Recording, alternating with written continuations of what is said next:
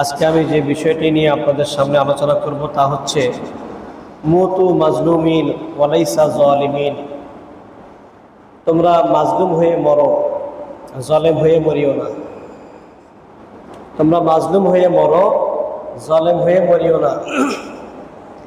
কারণ কেউ যদি কারো প্রতি কিঞ্চিত পরিমাণ জুলুম করে, তার আযাব তাকে অবশ্যই ভোগ করতেই হবে। আপনি হাজারো ভালো কাজ করেছেন, কিন্তু একটা কাজে গিয়ে আপনি একজনের প্রতি জুলুম করেছেন, আল্লাহ পাক আপনাকে শাস্তি না দিয়ে আপনাকে বেহেশত দান করবেন না। কিছু কিছু পাপ আছে যে পাপের কারণে খুলুদ ফিন নার, চিরস্থায়ী জাহান্নাম, তার পক্ষে কোনো সুপারিশ কবুল করা হয় না। সেটি হচ্ছে অন্যায়ভাবে মানুষ হত্যা। অন্যায়ভাবে মানুষ হত্যা যদি কেউ করে, আল্লাহ পাক রব্বুল আলামিন বলেছেন তার পক্ষে কোনো সুপারিশ গ্রহণ করা হবে না।